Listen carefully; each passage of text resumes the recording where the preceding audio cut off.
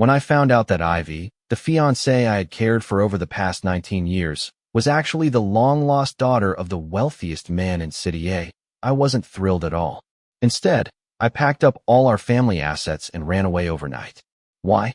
Because my mother had been reborn.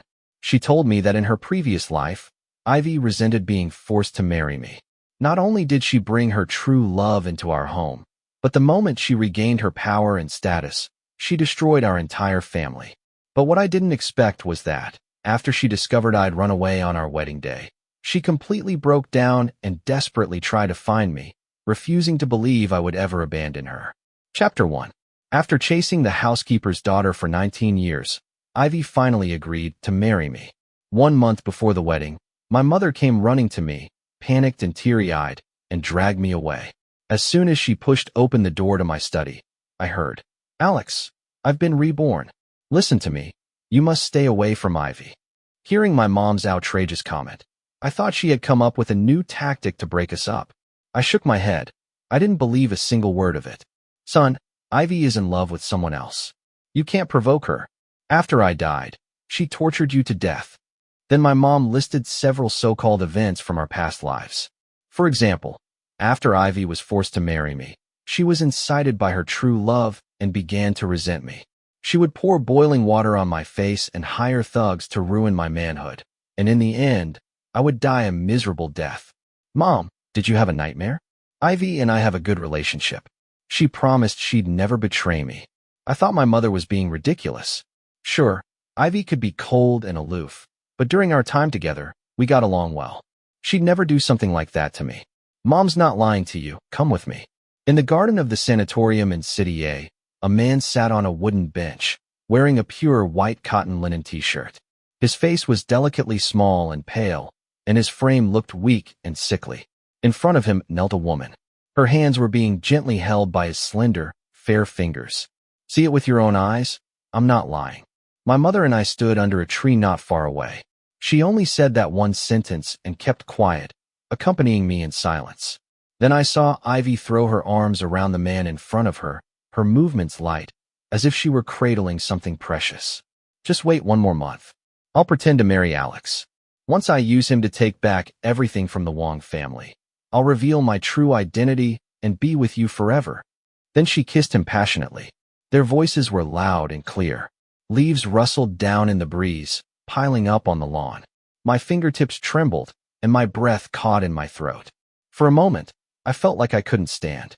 So she agreed to marry me, but not out of love. Just using me. "Kenji, don't worry. The Liu family is in chaos right now. I still need to lay low for a while. My mother was killed by those people. I'll never forgive them." Ivy looked up and kissed the man's face again. "Uncle David is sheltering me in the Wong family for now.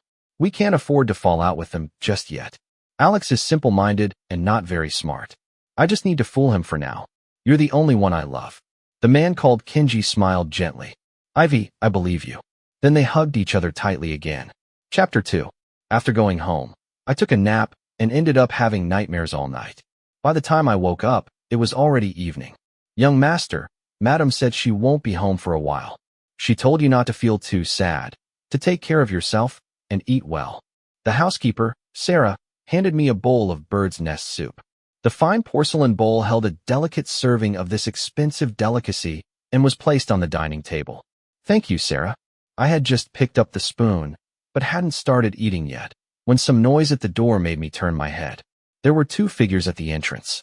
Ivy was holding the hand of that man from earlier in the day as they walked in. "Sarah, please serve a bowl of bird's nest for Kenji too. He's not in good health and needs the nourishment," Ivy said as she walked up to me, speaking to Sarah. For a moment, the living room fell into silence. The atmosphere turned awkward. I was stunned, unable to believe what I was seeing. She actually brought him back, just like that. "This is my friend Kenji. He's going to be staying with us for a while," Ivy said calmly. That wasn't a question, it was a statement. "What do you mean by this? You're just bringing a man home like that." I stood up, my cold gaze fixed on the 2 of them. Even my breathing became difficult as I spoke. "It's not like that, Mr. Wong.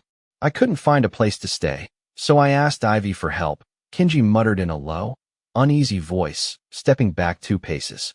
Instinctively, he hid behind Ivy without even thinking. The two of them standing together made me look like the outsider. Don't overthink it.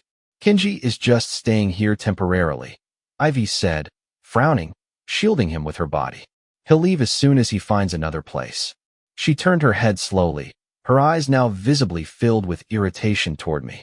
Her attitude showed blatant impatience, but she defended Kenji without saying much. You bring someone home without even telling me first, and I don't even get to ask a question? With that, I stopped looking at her. My voice was cool and my eyes full of disappointment. My mom had warned me before not to get into conflicts with Ivy. Even though seeing them so close just now made my chest ache, I forced myself to stay calm and not lose it. It's not easy to let go of so many years of feelings just like that. Whatever, there's a guest room upstairs. I said it, but I'd be lying if I said I didn't care. Ivy took Kenji upstairs and gently, attentively looked after him. She never used to be like this. Young master, maybe Miss Liu is just looking after a friend. Don't overthink it. She still cares about you, Sarah said, trying to comfort me. She'd seen their relationship grow from childhood. Over the years, Miss Liu had treated me well, quiet maybe, but always thoughtful. But I replied, maybe I never really knew her at all. If I still held on to hope for Ivy before yesterday, now I had to reevaluate this entire relationship. As a child, Ivy would hold me during thunderstorms and sleep beside me. As a teen, she would hold my hand after school and chase off the bullies who mocked me for not having a father. As adults, she stayed quietly by my side, doing everything I wanted to do together. But was that really love?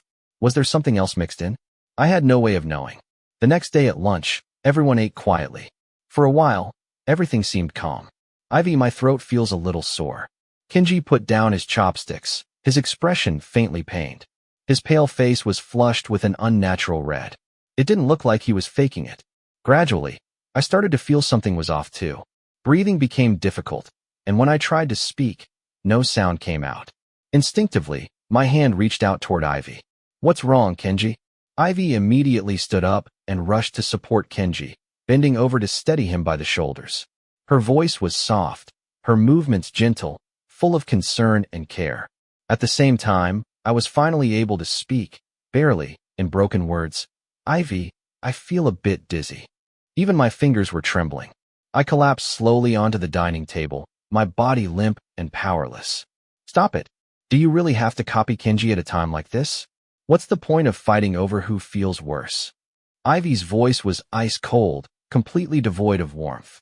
Through the haze, I could see her frowning, gently touching Kenji's forehead, with worry in her eyes. She ignored my cry for help completely.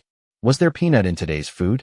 Kenji's allergic to peanuts, she shouted sharply at the rushing Sarah, her whole body brimming with anger. Sarah froze under the weight of her glare, too afraid to step forward, too afraid to leave. Ivy held Kenji close, half carrying him as she hurried toward the door. Sarah, take me to the hospital. I forced myself upright, using every ounce of strength I had left to get the words out. The feeling of suffocation overtook my whole body. I could no longer tell what was real and what was slipping into oblivion. Young master, what's happening to you? Sarah rushed over and caught me just as I was about to collapse. Chapter 3. Peanut Allergy. Luckily, he was brought in time. Otherwise, his entire respiratory tract could have been damaged. He'll need to be observed for 24 hours before being discharged, the doctor said briefly during rounds. Thankfully, Sarah had the driver take me to the hospital immediately, and I was rushed into the ER. Thank you, doctor, we really appreciate it. Sarah wiped away a tear. Thank God the young master was okay. Otherwise, how could she ever explain this to madam? The doctor left, and silence fell over the room. A few minutes later, I finally spoke. I'm fine, Sarah, don't worry. I smiled weakly at her. My face was still pale. Lying in bed, I looked like a lifeless big dog. It was that new maid's mistake. She put crushed peanuts in the health porridge and made you suffer, Sarah explained from the side of the hospital bed. The porridge had lots of traditional medicinal ingredients meant for nourishment, and the crushed peanuts weren't easy to notice. I hadn't realized, and ended up drinking 2 bowls. No wonder it was that severe. Miss Liu went too far. She didn't care about your safety at all, and only focused on that outsider. How could she be like that? Sarah fumed. She had been present during the whole incident. It wasn't surprising that she was so angry. Listening to her standing up for me made my nose sting. My fingers instinctively clenched the bed sheet. A tidal wave of bitterness surged through me, shaking my heart. She knew I was allergic to peanuts, but when I asked for help, she only cared about Kenji, treating my words like petty drama or foolish exaggeration, as if she only had eyes for that man. That moment was so hard. That sensation of losing control of my body was terrifying. Yet Ivy acted as if she didn't see me at all. She hasn't even come by to check on you. Unbelievable. Sarah muttered again. Yeah, since the incident, she hadn't shown her face once. She was probably by that other man's side. That suffocating sense of despair came flooding back. I could still feel it vividly. It was like I was standing on a narrow fence, on one side life, on the other, hell. I instinctively reached out to Ivy, hoping she would still look at me like she used to, like I was her whole world.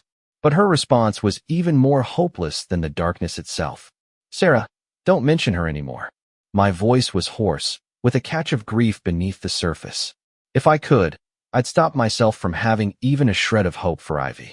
I wished what my mother told me hadn't been true, but reality kept dragging me into the abyss again and again, giving me no way to climb back up, no exit in sight. All right, I'll go home and make you some soup. Sarah tucked the blanket around me and gave me a small, reassuring smile. The hospital room fell silent again. I stared up at the ceiling, the light in my eyes dimming bit by bit. After a long pause, I whispered a question into the air. If Kenji is so important, then what am I? No one answered. After spending a night at the hospital, I was mostly recovered. The next day, I brought home the medications the doctor had prescribed. Why are you just getting back now? The moment I walked through the door, Ivy appeared with a glass of water. There was a glass coffee table between us. The yellow roses on it had already wilted, their petals dry and fallen, the leaves yellowed. The flowers, like people, had been thoroughly neglected. Young master was just discharged, make way, Sarah said as she supported my arm. Ivy didn't react at first. She just stood there in a daze. Then Kenji came down the stairs and casually stepped beside her. Alex went to the hospital too? Wow, what a coincidence. His voice rose slightly at the end, a tone of surprise and curiosity, very subtle, very telling. Kenji has a severe peanut allergy. In that moment, I was just thinking about saving a life, Ivy offered casually as an explanation. Even though the incident had passed, she felt she had already handled it appropriately. If it had been someone else, she wouldn't have even bothered to say this much. I'm allergic to peanuts too. You must have forgotten, I said flatly, my tone indifferent. Saving a life? So Kenji's life counts and mine doesn't? Is my life worthless? That logic made no sense. There's no such principle in this world. Ivy paused when she heard that. Her long lashes trembled slightly, and after a moment of thought, her entire body suddenly stiffened. She had actually forgotten Alex. Ivy realized what had happened and was just about to apologize when a crisp voice cut her off. Oh, so Alex is allergic to peanuts too? Then why would peanuts still be served in this house? Kenji asked innocently, as if just making an observation, but his tone carried another implication, that this was all something I had staged, a self-directed, self-acted drama. He said it with intention, and she heard it with just as much readiness to believe. The flicker of guilt that had just begun to rise in Ivy's heart was instantly snuffed out. Right, this was the Wong family. How could peanuts possibly appear on the dinner table when the young master was known to be allergic? Alex, this is outrageous. You went to such lengths just to drive Kenji away, to pull a stunt that hurts yourself and others. Chapter 4. The way she accused me was too blatant, like I'd been thrown onto the stand in a courtroom with nowhere to hide. But I wasn't wrong. If there was a mistake, it was that I shouldn't have held on to even the smallest shred of hope for her. Hope that she would save me. Think whatever you want. With that, I walked past her and went back to my room. I was exhausted. I didn't have the strength to keep arguing about things I hadn't done. Reality would eventually pull me out of all this deception and pain. The abyss wasn't impossible to cross, just depended on how much determination I had. If I had the chance to start over, I'd give everything I had to break free of these shackles and climb up again. I believed in myself. Sitting at the desk in my room, I spotted a familiar dark brown sandalwood box. Inside was a brooch shaped like a green leaf, delicate and ornate as ever. It had been a gift from Ivy for my 18th birthday, my coming-of-age present. The leaf design was intricate. I had really loved it. So much so that all these years, I couldn't even bring myself to wear it. I picked it up, staring at the brooch in silence, eyes lowered. After a few days of rest at home, my body had fully recovered. I want to bring Kenji to tonight's banquet. He wants to experience something more refined, Ivy said as she set down her teacup. The steam from the tea blurred her features, making her hard to read. I nodded. I didn't care anymore.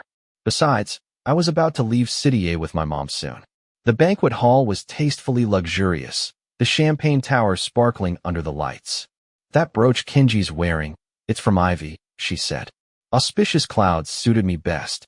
She personally designed the pattern and the shape, and even inlaid every diamond one by one herself. It was clear a lot of thought had gone into it. An auspicious clouds brooch. She actually put in that much effort to custom design such a gorgeous piece for Kenji, with a heavenly motif and hand-set diamonds. And for my coming-of-age gift, she'd given me a green leaf brooch she probably grabbed off some store shelf, and I had treasured it like it was something sacred all these years. What a joke.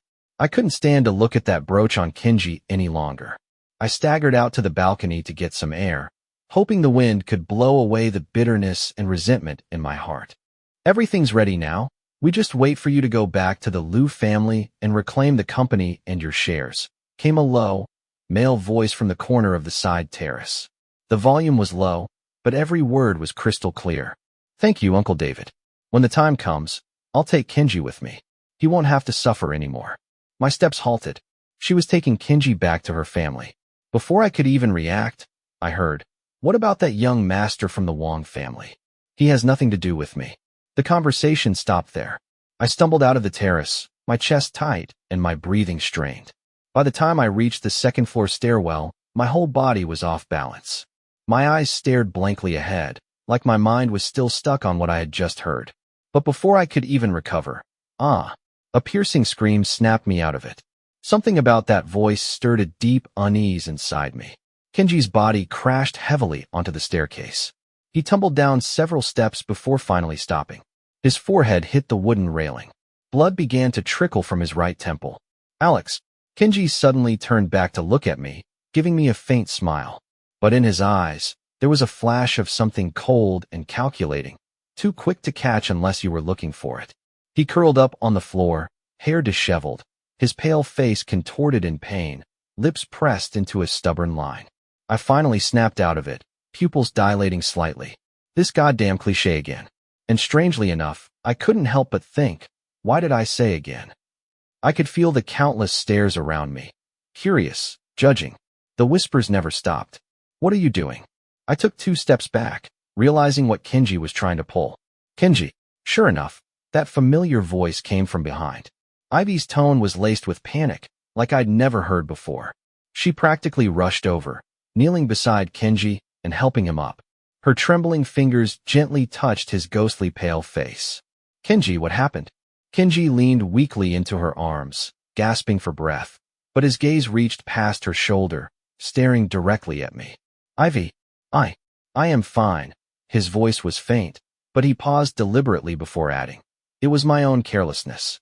It had nothing to do with Alex." Ivy's head snapped up, her eyes turning icy cold. The trick was old, but it worked. He'd barely set the bait, and the fish had already taken the hook. Chapter 5. I remained frozen where I stood. My fingertips were cold, and my throat felt like it was blocked by something. No words would come out. I took a deep breath, forcing myself to calm down. His fall had nothing to do with me. I just happened to be passing by. The words came from my mouth, clear and cool, carrying a strange power that silenced the room. And I have no feud with Kenji. Why would I push him? And even if I wanted to hurt him, why would I do it in front of so many people? I don't think my IQ is that low, nor am I dumb enough to hand others a weapon to use against me. The incidents before had taught me a lesson. Staying silent in critical moments would only get me falsely accused.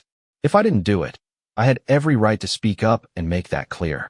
Kenji said nothing. His shoulders trembled faintly. Ivy gently patted his back. "There was no one else here but you and Kenji. Are you saying he threw himself down the stairs just to frame you? So this is what favoritism looks like, so unreasonable it borders on delusion." I stared at her, stunned. Suddenly, even defending myself felt pointless. Whether she believed me or not didn't matter anymore. because as long as Kenji was involved, she would stand by him unconditionally. Where's the proof? If you're accusing me of pushing him, then show me evidence. Otherwise, this is defamation. My voice dropped, my expression turning cold. Ivy held Kenji tightly, glancing back at me with a complicated look in her eyes. The stairwell lighting was dim, casting long shadows of the three of us, entangled, yet distinctly separate. You'd better pray Kenji is fine, otherwise. She didn't finish the sentence, but the chill in her voice said enough.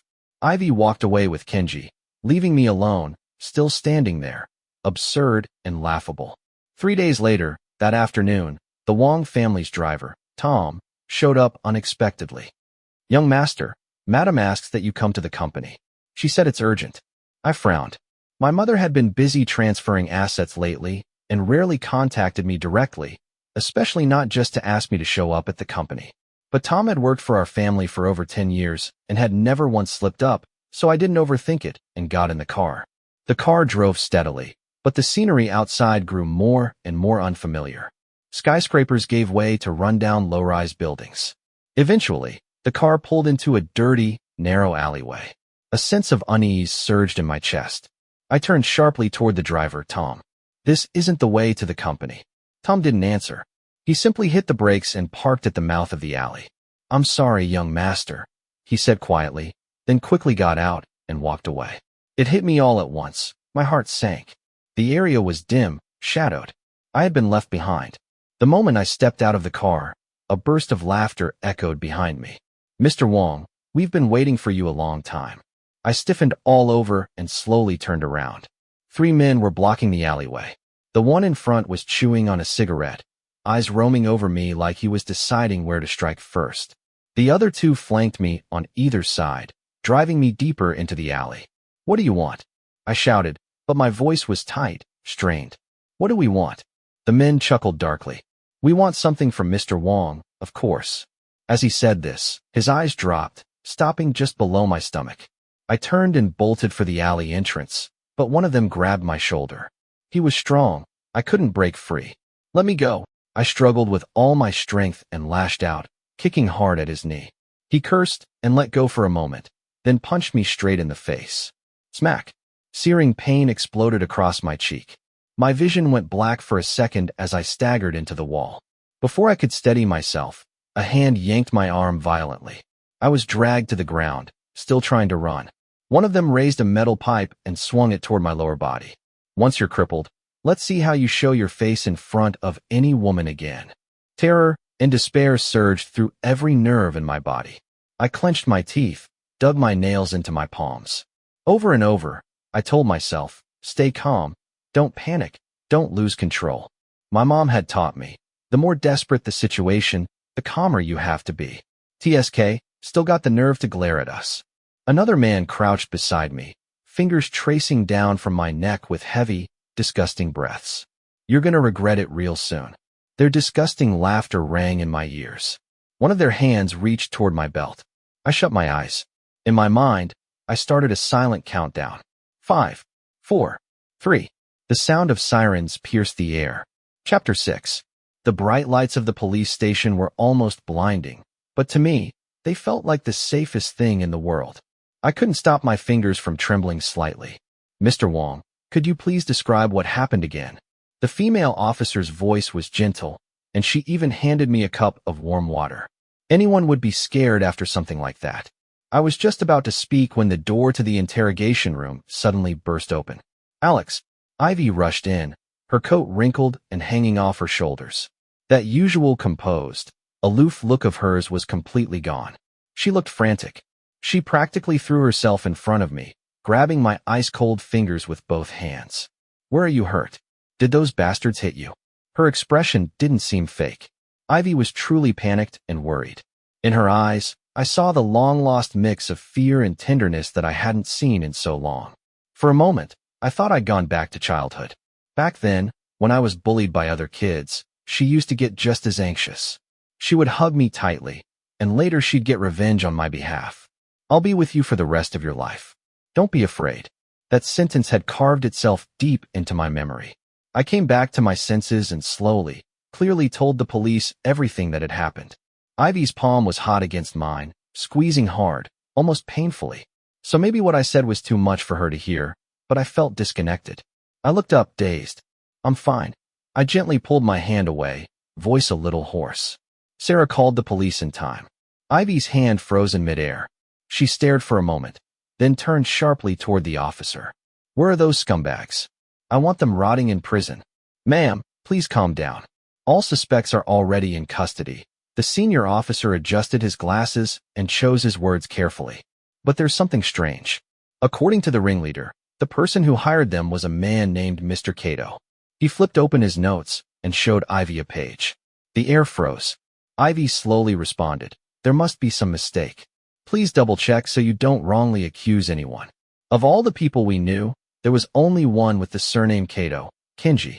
Just moments ago, she had been furious on my behalf, but at the mention of Mr. Cato, her resolve faltered. We've recovered the deleted messages from their phones, the officer continued. Our tech team confirmed the communication. It was a done deal. The evidence was irrefutable.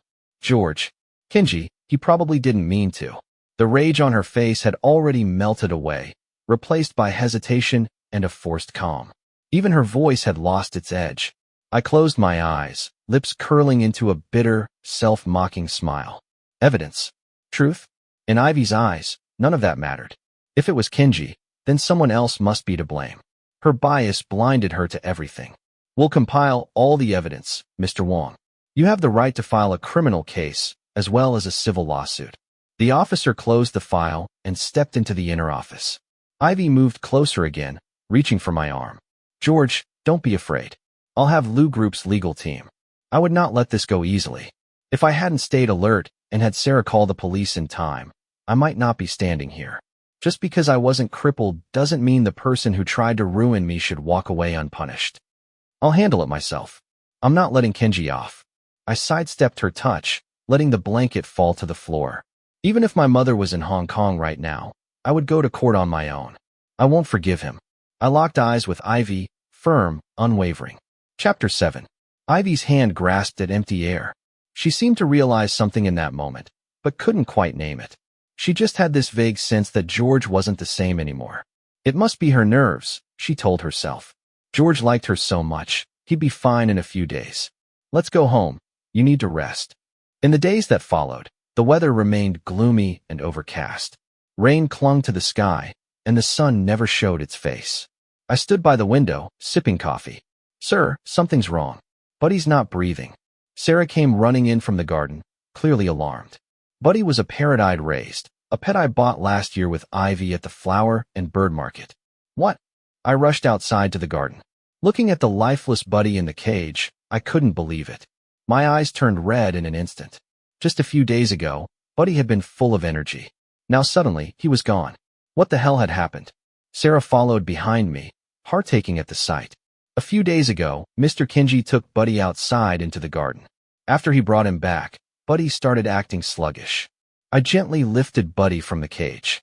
Sarah's words echoed in my ears. Kenji again. Every bad thing always led back to him. Footsteps came from behind. Ivy stood in the doorway. What's going on, George? I didn't answer. I just stared at the lifeless little creature in the cage. I had no room in my chest for conversation. But Sarah raised her voice and told her exactly what she'd seen, her tone accusatory, all signs pointing straight at Kenji. Maybe it's just a misunderstanding. Ivy stepped closer, her voice calm, almost indifferent. I'll buy you another one tomorrow. I looked up sharply, my bloodshot eyes filled with cold ridicule. Buy another one. This was a living creature. The hatred in my gaze startled Ivy. For once, she was at a loss for words. What do you think this is, a toy you can just replace if it breaks? My voice trembled. My face was full of bitter disappointment.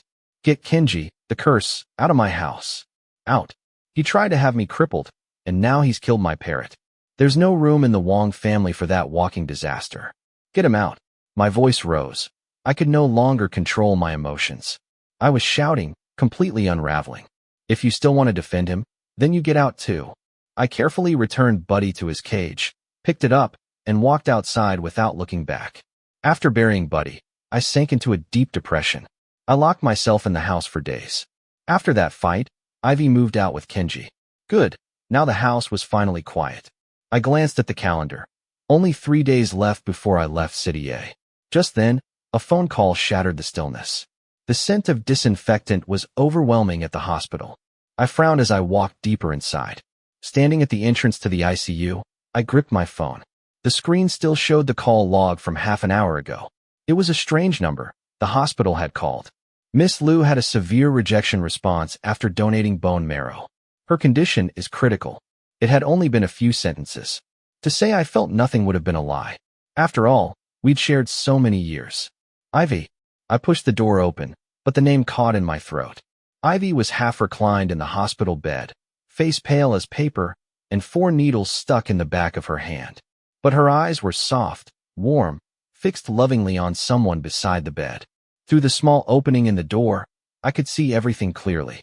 Kenji was holding her hand to his cheek. In his hospital gown, he looked like a tree on the verge of collapse. They gazed into each other's eyes, filled with tenderness. It was worth it. I'd do anything for you, Ivy said weakly, but with unwavering resolve. Her fingers gently wiped away Kenji's tears. Even if it drains me completely, even if it means giving up all my bone marrow, as long as it saves you, I'm willing. They looked just like a pair of tragic lovers, destined to suffer together. I stood stiffly at the door, unable to walk in, unable to turn back. And I couldn't help wondering, then what am I? That's so touching. His girlfriend donated bone marrow for him. She just had surgery and still insisted on staying by his side, guarding his bed for 3 whole days. So devoted. The nurses whispered nearby. Their words, blown by the wind, floated into my ears. How ironic. My fiancée was willing to give up her life for another man. Chapter 8. I stood there in a daze. Last year, when I had a high fever that wouldn't break, Ivy simply said over the phone, "Take some meds, you'll be fine." I'm busy right now. Last month, I twisted my ankle, cold sweat pouring from the pain, and asked her to get me some medicine. She brushed it off. So it turns out she wasn't cold by nature. She just never saved her warmth for me. Don't worry, I'm fine. Ivy was still comforting Kenji. Even from this distance, I could see the affection in her eyes, so thick it was almost overwhelming. My fingernails dug deep into my palms. I'd seen Ivy's fear of pain before. Even a tiny paper cut would make her frown for half the day. But now, she could endure the agony of a bone marrow extraction for Kenji. She could drag her post-op body through sleepless nights by his bedside. She could even risk her life for him. I couldn't breathe. The ache in my chest spread like wildfire, a pain so sharp it cut through me entirely. I felt like I was drowning in sorrow, like I was vanishing under waves of grief. Why? What did I do wrong? If she didn't love me, why promise me a lifetime of loyalty? Why vow never to betray me? I couldn't stop my feet from retreating. I instinctively stepped back. The noise at the door caught their attention. "You, what are you doing here?" Ivy looked up and spotted me. What a joke.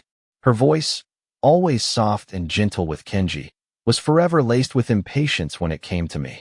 Sunlight filtered in through the curtains, casting soft shadows across her hospital gown. Those fading beams flickered over her, like the fragile illusions I'd held on to all these years, and just like that, they disappeared completely. "Just came to see you. I'm glad you're okay," I said quietly, turning with a blank face. That brooch she casually gave me could never compare to the cloud-shaped one she gave Kenji, just like all the love I poured out could never compete with one of Kenji's tears. A breeze swept through the hospital corridor, scattering the last threads of my attachment. Back at home, I walked into my bedroom. I opened the drawer at my desk and took out the plane ticket. The so-called wedding would never happen, and I would never marry Ivy. An hour ago, I had received an email from my lawyer. "Mr. Wong, your case has been formally filed. We will do everything in our power to ensure justice is served."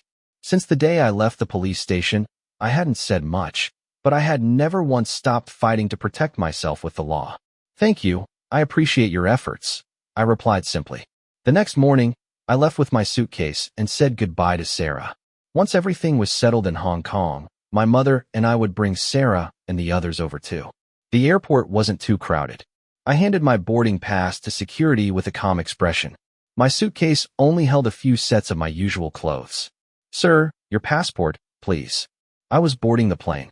Outside the glass terminal, A silver aircraft sat quietly on the runway. Suddenly, I remembered the first time I taught our parrot to talk.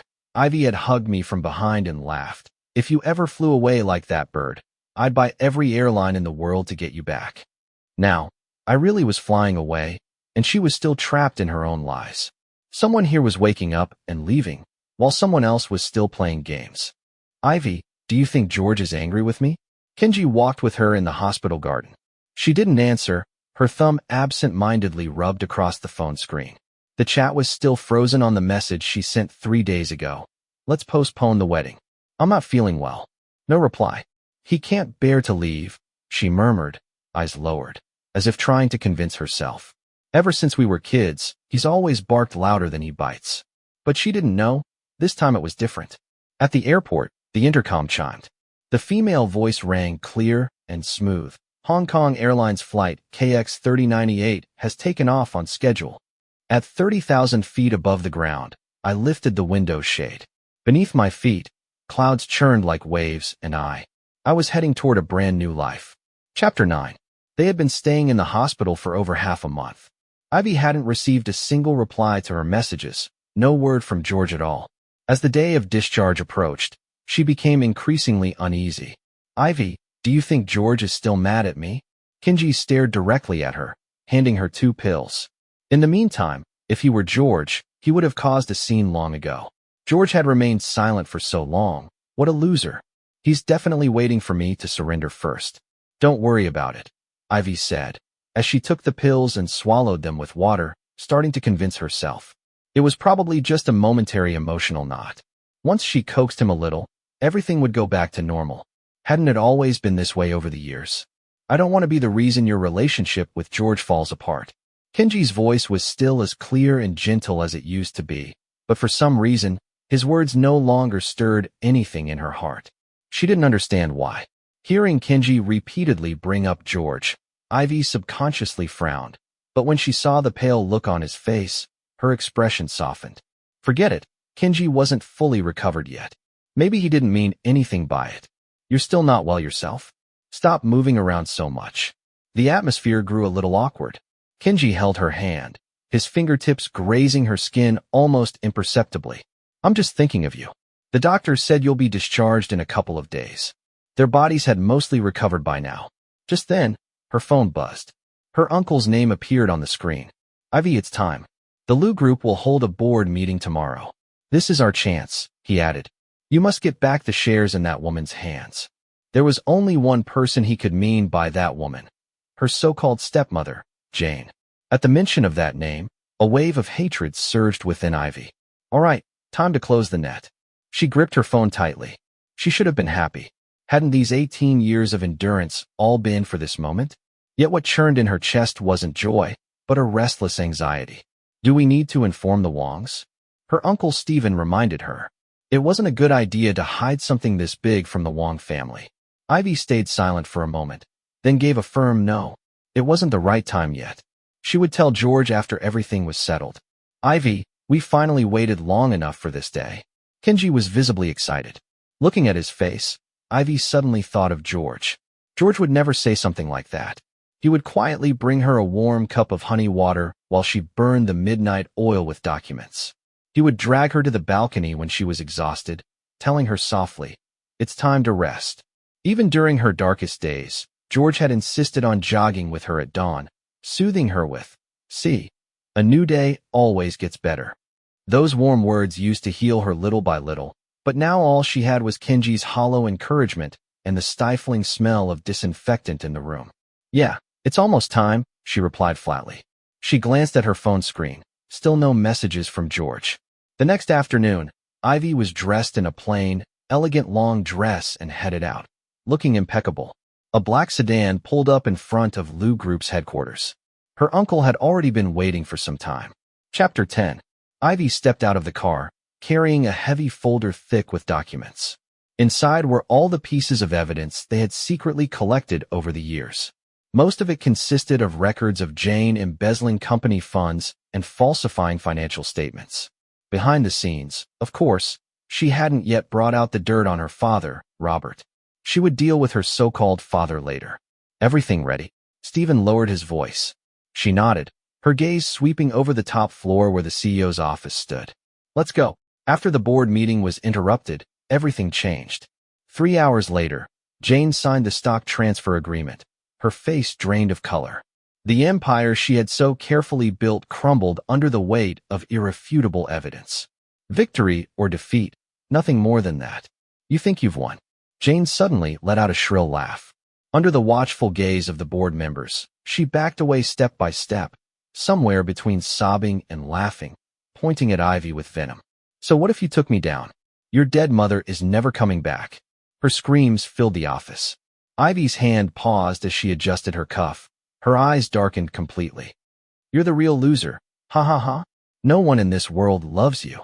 Jane sneered, her contempt written all over her face. It was blatant provocation. Ivy told herself again and again, this was just Jane's helpless rage. It didn't matter. How could no one love her? At the very least, Kenji was by her side, and George had truly loved her. He had even been willing to defy his mother just to marry her. She was loved. Over the next few days, news about the corporate earthquake was everywhere. In less than a week, Ivy not only reclaimed control of Lu Group, but also unearthed the truth behind her mother's so-called accidental death. Years ago, everyone in the media called her a brilliant and ruthless young leader, but no one knew in the middle of the night she repeatedly checked the wedding date. She wanted to find the luckiest, most auspicious day, because that day was supposed to be the happiest moment of her life with George. Ivy, how could George not come help you at a time like this? Kenji walked into the study with a tray of ginseng tea, mumbling his frustration. They had both been extremely busy lately. Ivy suddenly looked up at him. That one look made Kenji's fingers tremble. He dared not take another step forward. He had never seen Ivy look at anyone like that. Her eyes were icy, like a judge staring down a criminal.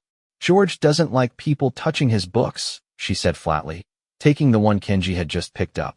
George's signature was still on the inside cover.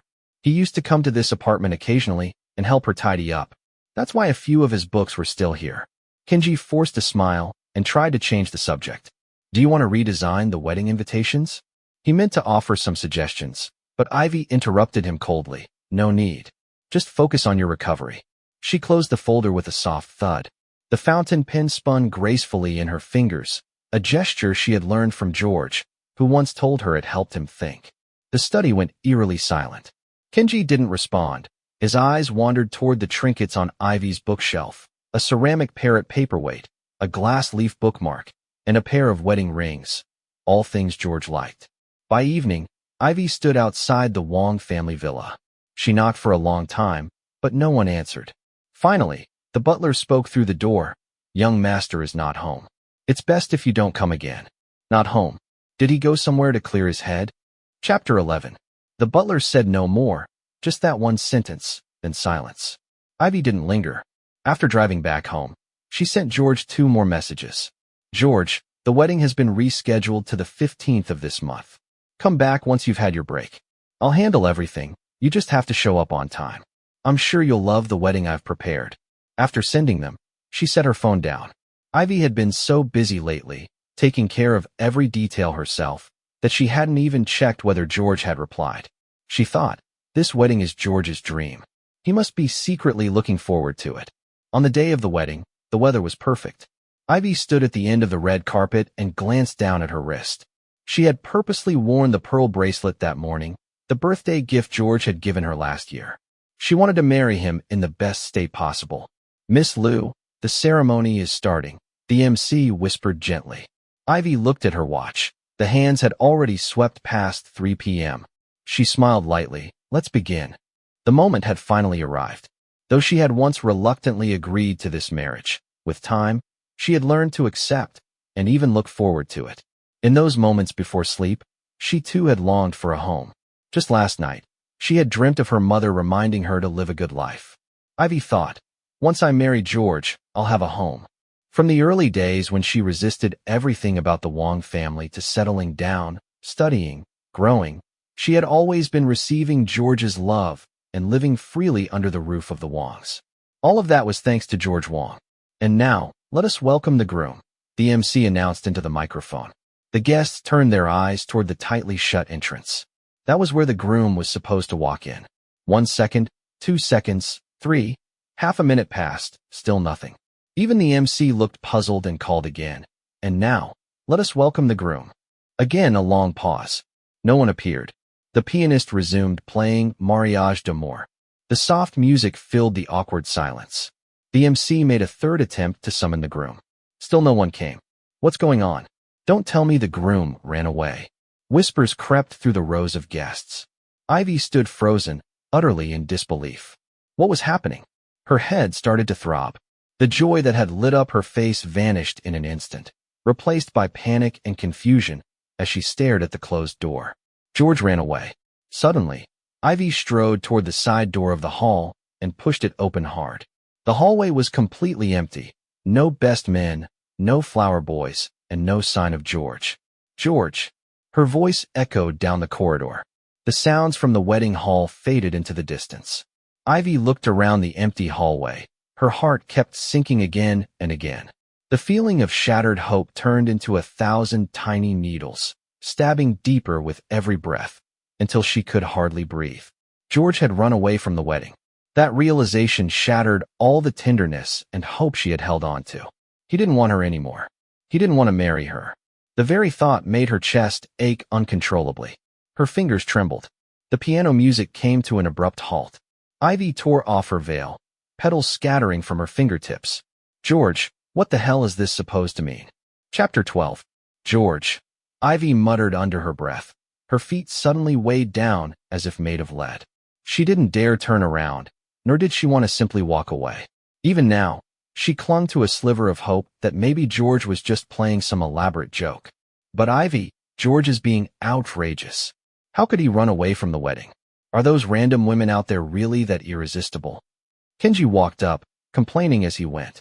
He sounded indignant on her behalf, as if George were just another cheating jerk who ditched a good woman like Ivy and smeared her name for the sake of some ridiculous drama.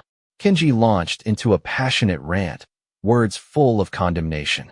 You gave him everything, and he still betrayed you. A decent man wouldn't run from his own wedding. He must have been having second thoughts for a while now. Ivy, you gave him your heart. He wasn't worth it. The more Ivy listened to him berate George, the darker her expression grew. Shut up. She couldn't take it anymore and cut Kenji off mid-sentence. Turning sharply, she locked eyes with him. There was no warmth in her gaze. Something must have happened to George. He would never run away from the wedding. She gripped her bridal bouquet tightly and turned back toward the hall. Hong Kong's rainy season arrived, long and lingering, soft and unhurried. I stood before the floor-to-ceiling windows of a mid-levels apartment, watching the mist roll over Victoria Harbor. Young master, your ginger tea. Sarah placed a white porcelain cup onto the teakwood coffee table. A few goji berries floated in the steam. Madam said you should wear the light blue suit for the Chan family's banquet tonight. Sarah had just started working here, and she was already fussing around, as if afraid I might starve or lose weight. All right, you don't need to keep busy, Sarah.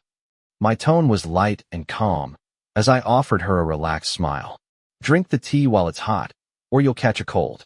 I took the cup, sipped it gently. The warmth slid down my throat and into my body, spreading slowly. When I first arrived here, I used to complain constantly about how damp the climate was. The weather here was so different from a city. Rain in a city came fast and left just as quickly, but Hong Kong's rain lingered, gentle and soft. Thankfully, I'd gotten used to it now. In the ballroom of the Peninsula Hotel, a charity auction was underway. This is my son, George. My mother introduced me proudly. He's just helped me secure a major property deal in Causeway Bay. It sounded casual, but was clearly a boast about having such a capable son. Several debutantes from prestigious families lit up with interest. Hong Kong's elite had long heard that the Wong family's only son was both talented and attractive.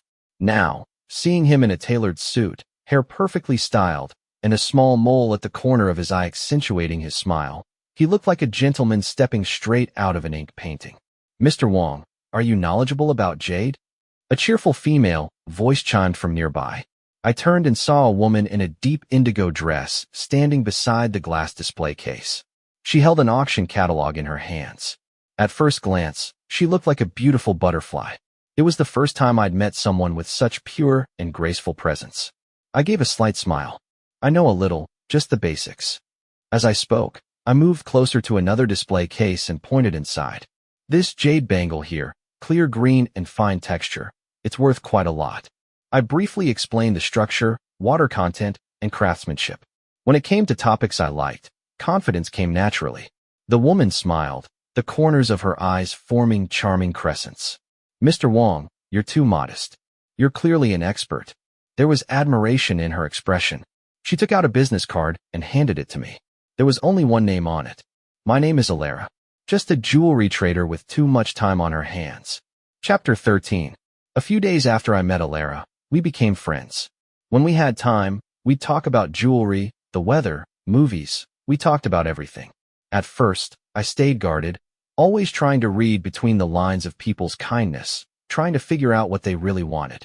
Son, open your heart. Don't be afraid. Mom's always here to catch you if you fall. My mother had noticed my unease. Her words were gentle, encouraging. Being hurt once didn't mean I couldn't start over. All right, I won't let the past affect me anymore. I pressed my lips together, determination burning in my eyes. This time, you've made a different choice. I won't let anyone hurt you again. She took my hand in hers. In that moment, our fingers intertwined. Warmth and strength passed between us. We both believed we could make the days ahead better. Next evening, I met Alara at the beach. Sit here, the sea breeze is really nice tonight. Alara waved me over with a smile. I sat beside her, letting the wind brush against my face, and closed my eyes slightly. Then I heard her softly humming a lullaby in Cantonese. The gentle, flowing tune easily drew people in. I began to hum along. Our voices floated together into the night air. All the leftover fragments buried deep in my heart slowly dissolved, turned into mist, and faded away. After resting, we walked toward the shoreline. On the sands of Repulse Bay, the tide had receded, leaving behind scattered seashells and fragments. I walked barefoot across the damp sand. Alara crouched beside the rocks, staring at something. Look over there. Doesn't it look like a crescent moon with a missing corner? She suddenly pointed to a rock not far away. I followed her finger, then turned back. The wind lifted the strands of hair across her forehead, revealing soft eyes full of laughter. It really does, I said, then laughed a little myself. This one looks like your eyes. She opened her palm, revealing a small amber-colored stone. The longer it stays buried in the seabed, the clearer it becomes. The waves lapped against our ankles, still carrying the ocean's warmth. George, it was the first time Alara said my name like that, her voice softer than the sound of the waves. I've seen a lot of gemstones and jade, but none of them are as beautiful as your eyes. When she said it, she looked right at me. It wasn't flirtation, it wasn't flattery, just pure admiration, sincerity. She was speaking from her heart, genuinely. I saw her hesitate, then start to say something.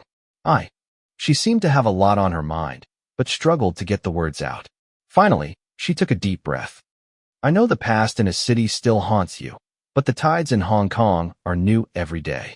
After all that, that's what she blurted out, vague but clearly meaningful. Seeing someone so usually composed and graceful suddenly get all awkward made me want to laugh, but I held it back. My face was already flushed red. What are you trying to say exactly? I couldn't help asking. She was being so weirdly hesitant. She paused, then finally said it. This is Hong Kong. You could try taking a new step, like maybe date someone. The moment those words came out, the air around us grew still. I like you, George. Would you be my boyfriend? It was the first time she'd ever confessed her feelings like this. Her palms were sweating before she even finished. I gently kissed her on the side of her face. Our breaths tangled together. She could even smell the faint sweetness on my collar. Just making it official. I blinked at her with a mischievous grin. The tide suddenly surged forward, wetting the hem of Alara's dress. She grabbed my hand tighter, as if afraid I'd be swept away by the waves. The setting sun stretched our shadows long, merging with the waves crashing gently onto the shore. Chapter 14. Back in a city, it was a completely different scene. Ivy stood outside the Wong family's villa. The gate was still tightly shut, no signs of anyone having returned. The Wongs moved out a week ago, a neighbor said kindly, noticing Ivy standing there motionless. They're selling the house. Ivy's heart trembled. Do you know where they went? Her voice was slightly choked. Just heard they went to Hong Kong. I don't know the exact address. With that, the neighbor turned and left. Hong Kong. They'd gotten so far away. Left without a word. Quietly disappeared without even saying goodbye. George, how cruel can you be?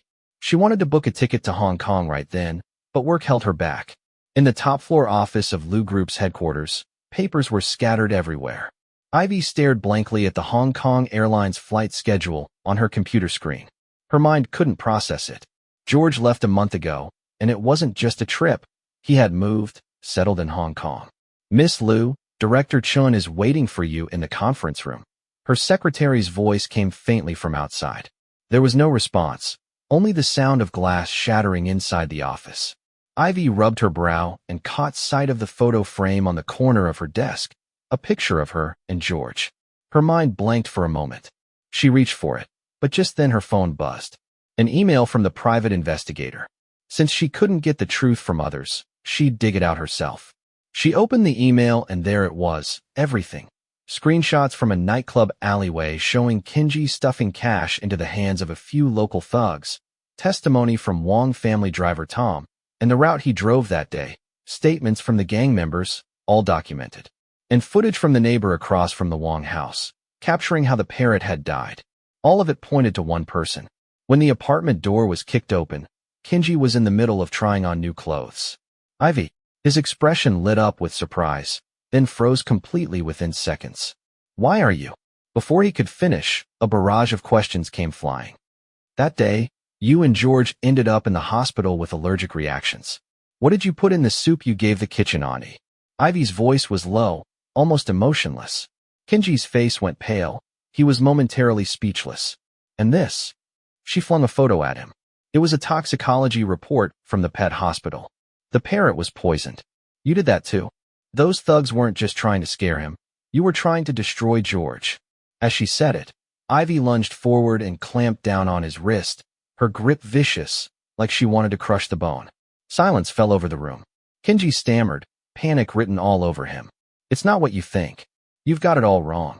He kept insisting he hadn't done any of it, but the evidence was all there. There was no denying it. You're despicable. If it weren't for you, George wouldn't have left me. Ivy's rage boiled over, her sanity unraveling bit by bit. The man who ruined everything stood right in front of her. How could she not hate him? Kinji had to use all his strength to break free from her grip, panting heavily as he backed away. He realized there was no use pretending anymore. He gave up the act. Yeah, fine. I wanted those thugs to cripple him, then send you the video, just to show you what a loser he was. Smack. A resounding slap echoed through the room. A red mark bloomed on his face. Ivy's hand was shaking, not from the slap, but from the image now burned into her mind. George, all alone, facing those monsters. Why? Why didn't I look into it more that day? How scared and helpless George must have been. Take your things and get out of a city before tonight. She turned and walked toward the door, her voice cold and detached. She didn't want to see him ever again. Kinji didn't deserve to stay here. The moment those words landed, Kinji snapped out of his daze and lunged forward, clinging to her leg. You can't do this to me. You love me, don't you? You even donated your bone marrow for me. We're meant to be together. She had treated him so well before. As for what he did to George, he'd only wanted to scare him off. After all, George was the one clinging to Ivy and refusing to let go. Ivy let out a cold laugh and yanked her leg free. Bone marrow? I must have been insane to donate bone marrow to you. Her voice was filled with regret and disgust. Sunlight streamed in through the floor-to-ceiling windows as Kinji collapsed to the floor. The door shut behind her, sealing off his screams. She pulled out her phone and dialed the Hong Kong branch office. Prep the helicopter. I'm leaving now. Chapter 15. Ivy arrived in Hong Kong shortly after.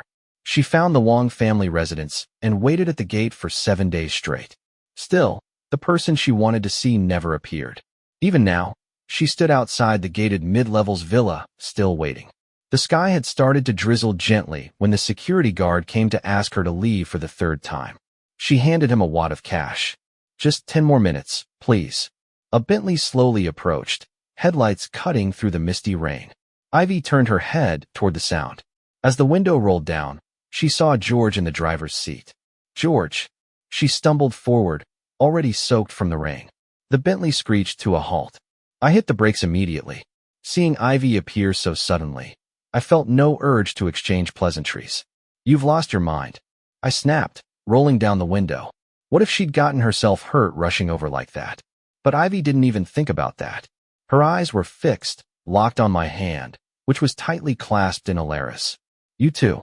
Her voice caught in her throat. She couldn't finish. I stepped out of the car. My gaze met hers, calm, unwavering. Alara started to follow, but I stopped her with a slight shake of my head. I opened a clear umbrella and stood a couple of meters away from Ivy, close enough to be civil, but distant enough to draw the line. Do you need something? My tone was flat, without warmth. Suddenly, Ivy grabbed my wrist, gripping tightly, unwilling to let go. She had so much to say. She wanted to apologize, to ask for forgiveness. These past few days waiting here, she had finally understood. George hadn't left because of a tantrum. He had left because he was truly disappointed in her. But the moment she saw him holding another woman's hand, her reason crumbled. It's because of her, isn't it? You left me, ran away from the wedding just for her. Ivy's eyes were red. Even she didn't notice the trace of hurt in her voice. Different setting, same people. But this time, the one falling apart was no longer George. I yanked my hand back. Our wedding ended the moment you donated your bone marrow to Kenji, I said coldly. Before she could respond, I continued. You said you were rescheduling the wedding, but I never agreed. Whatever plans you made after that, that was on you. My words were calm, deliberate, just stating facts. No, it's not like that. I love you. I've always loved you. I never wanted to cancel the wedding. Ivy was panicked, disheveled, her voice high. You think this is love? You're joking. I let out a cold scoff. When Kenji drugged me, where were you? When Buddy was poisoned, where were you? When I was cornered in an alley by thugs, where were you? Each incident was real. I wasn't reopening wounds. I was reminding her. Stop wasting time. Stop pretending we could go back. I found out everything. Ivy's eyes were bloodshot. It was Kenji. He did it all. He'll pay for it. She had come with the truth, ready to apologize. Back then, there hadn't been enough evidence for George's legal team to press charges. She had found better lawyers, stronger support. Kenji would be held accountable. She'd make it up to George. But that wasn't enough. So what? I asked. Just because she uncovered the truth, did that mean I was supposed to forget everything I'd been through? No. What happened, happened. No apology could undo it. Ivy, a late apology isn't justice, it's redemption. I had no obligation to stand there and witness her redemption. That was the last thing I said to her. Then I turned and got back into the car, never looking at her again. The Bentley rolled through the gates. It closed firmly behind me. Ivy stood in the rain, like a stray cat left out in the cold. Chapter 16. The twilight in Hong Kong was beautiful, the sky tinged with a soft, orange hue. I chose to meet at the observation restaurant on Victoria Peak, perfect for a proper conversation. Ivy arrived early. She was sitting by the window, quietly gazing outside. Have you been waiting long? Only then did a gentle, clear voice slowly ring in her ears. I didn't try to avoid her, nor did I bring any extra emotion. I faced her openly and calmly. No, Ivy replied. I sat down and studied her for a moment. Having not seen her in a while, I realized she'd lost a lot of weight. She looked noticeably worn out. I said nothing and gestured to the waiter. When ordering, I casually asked for 2 cups of black tea, low sugar, the flavor Ivy used to like. That small detail made her heart tighten suddenly, but she froze at the next. My girlfriend recommended the desserts here. Want to try them? She didn't respond. I didn't mind and got straight to the point. Stop waiting for me outside my company. Let's settle everything here today. No more dragging it out. No more messy entanglements. I had thought things were over back in a city. Didn't expect her to follow me all the way to Hong Kong. The shareholder and equity documents you had someone deliver, I sent them back. I don't need them. Truly. Even what my mom gave me is more than I can spend. Your recent behavior has seriously disrupted my life. Please respect yourself. I poured everything I wanted to say out at once. Ivy stayed silent, just looked up at me. Let's part ways peacefully. I believe I never wronged you. I took a sip of black tea. My composed manner gave me an air of calm. The environment really can change a person. I had completely moved on. I didn't want the past, people, or events to disturb me anymore. Ivy's fingers trembled uncontrollably. Her lips moved only after a long while. I'm sorry. It's all my fault. I sincerely apologize. If there's anything I can do to make up for it, name it. I'll do everything. Just come back with me. I looked at her for a few seconds, then shook my head. I've met Alara's parents. My mom really likes her. The unspoken message, there's no more chance for us. I know what happened with Kenji hurt you deeply, she said, voice hoarse, speaking with quiet intensity. I've kicked him out of a city. He won't get in our way again. There would be no more obstacles between them. Ivy, I interrupted her. It was the first time I'd called her name since things fell apart. Don't you understand? I never wanted any of this. I kept speaking. What happened in the past, those are just facts now. Trying to go back means nothing. She suddenly grabbed my hand on the table, touching my cool fingertips. I can wait. 1 year. 3 years. Until the wounds healed. Until I was ready to accept her again. No matter how long it took. And then what? I gently pulled my hand away, my expression calm. Wait until I change my mind. Just to go back to being your backup plan? Chapter 17. That sentence was like a dull knife, cutting open her heart bit by bit. That rhetorical question was, without a doubt, the clearest in my heart. Trust in her had long since vanished.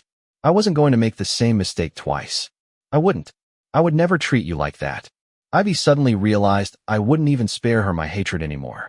Words were too hollow. Spoken aloud, they sounded weightless. Do you really think I still believe anything you say? I didn't answer, just asked back whether I believed her or not. The rift between us wasn't something that could be patched up with a single promise. I know you don't believe me, but I'm being sincere. Sometimes it's the purest thing in the world, and sometimes it's the most powerless. When you love someone, sincerity is priceless. When you don't, it's just another blade twisted into the other person.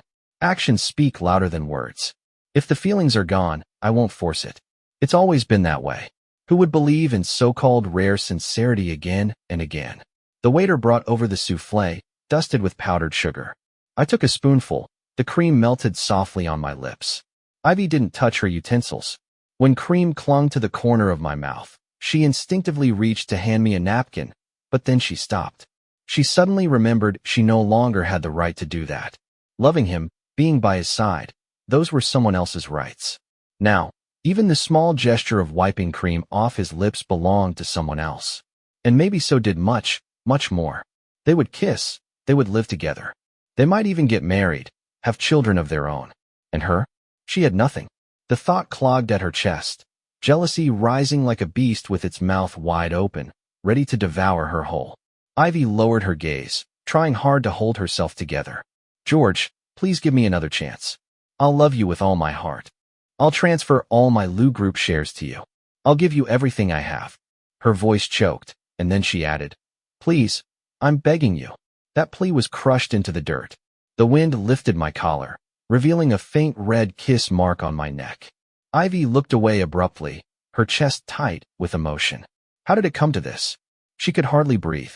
No, let's both move on. Even if I forgave you, one day, you'd remember I dated someone after our breakup, and it would eat away at you. You'd resent me, maybe even hate me. Why force it? I laid out the logic calmly, leaving no room for rebuttal. Keep looking back, and fate will start to take away your right to be happy. When you're stuck in the mud of the past and can't climb out, regret comes for everyone. Humans are endlessly greedy, never satisfied. Ivy tried to force a smile, but her lips were stiff. Do you love her? She remembers I don't eat cilantro. My voice was soft, but I couldn't hide the smile tugging at my lips. She'll come pick me up in the pouring rain. She remembers everything I like. There are no other men around her. She only loves me. Ivy's breath caught in her throat. All the things she'd never done. And those were exactly the ways George wanted to be loved. But she had never understood him. This is the end. I wish you happiness. I said my final words and stood up to leave. At least let me take you home. Her voice was soft. No need. Alara's waiting downstairs. I turned and walked away from where she sat. Ivy could just barely see Alara waiting outside. She watched as I jogged toward her and hugged her tightly. Then we looked at each other and smiled. It was the kind of smile Ivy hadn't seen on my face in a long time. Pure, cloudless happiness. Turns out some mischances can't be taken back, even if you chase them to the ends of the earth. Chapter 18. A city, the Liu family villa. From the moment Ivy Liu received the call until now, she still felt like she was in a daze. The man she had hated for over 20 years had just passed away, and she still couldn't believe it. She rushed back from Hong Kong to his city overnight to face the truth. No one expected him to die of a cerebral hemorrhage. Pick a date for the cremation. Her uncle patted her shoulder and sighed silently. Ivy had grown up in the Wong household. All she remembered was her mother dying with her eyes wide open. She had little affection for this father. In fact, hatred outweighed blood ties. But blood, it's not something that can simply be erased. No matter what, she still carried the name Liu. All right, keep it simple. Everything went smoothly in the end. All returned to dust after the funeral. Ivy felt completely drained, as if there was nothing left in this world for her to lose. No lover, no so-called family. All she had left was an empty shell. For a moment, she felt like she could no longer feel love or hate. Each day she came home from work to a cold, silent house, trying to drown herself in work, to use external distractions to fill the emptiness inside, just to feel a little better. But in the middle of the night, she'd still dream of the past, fragments of George smiling at her, the happy moments when they held each other. In the blink of an eye, it was all in the past. Everything around her screamed one thing. The world had changed. They were no longer who they used to be. Ivy, being trapped in the past won't do you any good. Either try again or start a new life. The way you are now, it worries your uncle. That day, her uncle entered the study, handing her a glass of water, looking at her slumped figure. Stephen let out a deep sigh. Was it really worth destroying herself for someone else? Uncle, you don't understand.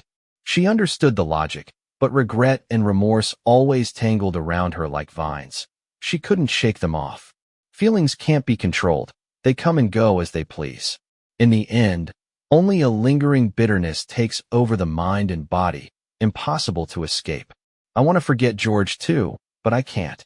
So I drown myself in work, turn myself into this mess. At that, Ivy lowered her head. If you can't forget, then fight to get him back. Stephen patted her shoulder. Anything was better than staying in that state. After his advice, he left the study, and once again, she was alone. She counted the years she'd spent with George, over a decade. She refused to believe George could let go of her so quickly. Push back all my work for the next month. Book me a ticket to Hong Kong. Ivy called her assistant. After quickly going over the business arrangements, she cleared her schedule. She couldn't go on like this. She needed to try one more time. Hong Kong, the Wong family residence. The living room was packed with people. On the coffee table sat a laptop, its screen showing the front page of the Hong Kong Daily's entertainment section. The headline read, "Young master of the Wong family caught with another man. Shameless homewrecker exposed." I already have people investigating who started this rumor. Ilara clung to my arm, analyzing the situation rationally. There was no need to explain. She believed me unconditionally. If I find out who started this, I'll kill them. My mom stood with hands on hips, fuming. How dare someone slander her precious son? They must have a death wish. Don't be mad. It's fake news. I'm not letting this ruin my mood. I smiled slightly. I didn't care about this sudden scandal. Maybe I had been through too many bad things. False accusations no longer scared me. We care. My mom and Ilara spoke in perfect unison. They cared because they loved me. They wouldn't allow anyone to throw mud at me. It hurt them to see me slandered. Mr. Wong, we found out who it was. The phone rang, and the assistant's first words were exactly that. When I heard the name of the person who spread the rumor, my brows furrowed slightly. Chapter 19. It was someone named Kenji who sold fake news to the media. After all this time, I never expected to hear that name again, especially under these circumstances. Kenji again. This person clings to me like a nightmare, annoying and disgusting. But unlike before, I didn't feel the same intense anger and grief. Instead, it felt like something from a past life. Him again? Does he think the Wong family has no one to stand up for us? My mother snorted coldly. She might not dare touch Ivy, but does that mean she can't deal with Kenji? In my past life, Kenji only lived well because he relied on Ivy. But now everything has changed. If he dares to stir up trouble again, he better be ready to face the consequences. The Wong family is no pushover. George, leave it alone. Let Mom handle it. Just rest easy. As soon as she finished speaking, the doorbell rang. The butler hurried over, looking troubled. He seemed at a loss for words.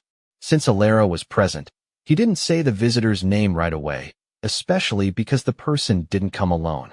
What is it? Who's at the door? My mother asked suspiciously. Who could it be to make the butler look like that? It's Miss Liu, and she brought Kenji tied up. They came together? He stammered the whole sentence. She tied up Kenji and brought him here? Even my mother was caught off guard. I couldn't make sense of it either. Why did they come? I thought I made myself perfectly clear last time. It didn't seem like Ivy's style to come pestering again. Sorry to bother you. I came to deliver someone for punishment. The front door slowly opened. A woman in a white trench coat stepped inside. Ivy's face was as striking as ever, but Kenji looked completely disheveled. What the hell was going on? Everyone inside looked at each other in astonishment. Kenji's mouth was sealed with duct tape. His hands were tied behind his back with thick rope, and a bodyguard stood nearby to make sure he didn't try to run. The scene was both absurd and shocking. We had just confirmed that Kenji was behind the fake news, and now he was delivered right to our door. The fake report in the news was his doing. I've already had it taken down and demanded a formal apology from the media, and I brought the one responsible with me. Swift and effective. Ivy's face didn't show any smugness. She looked calm and straightforward. I'm sorry. I was partly to blame too. If it weren't for me, Kenji wouldn't have acted so extremely. She bowed slightly, her tone serious. So she came to show where she stands. A noble person is judged by their actions, not their motives. Regardless of her intentions, her actions clearly sided with us. Now, Kenji is yours to deal with. I'm handing him over. Even though she said, handing him over to you, her eyes were looking at me. Everyone present knew exactly who she was really doing this for. I quietly held Alara's hand and leaned a little closer to her. It was obvious who was close and who wasn't. Thank you, but I'll pursue legal action. Taking matters into our own hands would be illegal. We can't accept him. For slander and defamation, the law will serve justice. There wasn't enough evidence when he hired thugs to attack me before, but this time the facts were undeniable. Perfect chance to settle both old and new scores. I refused to stoop to the level of people like him. It would dirty my hands and be a mockery of the law. Let him go. Let the courts summon him, I said calmly. After speaking, I took 2 steps back. Ivy gave the bodyguard a look, signaling him to release Kenji. But the moment the tape was ripped from Kenji's mouth, he shouted, You all deserve to die. He shoved the bodyguard and tried to lunge at Ivy.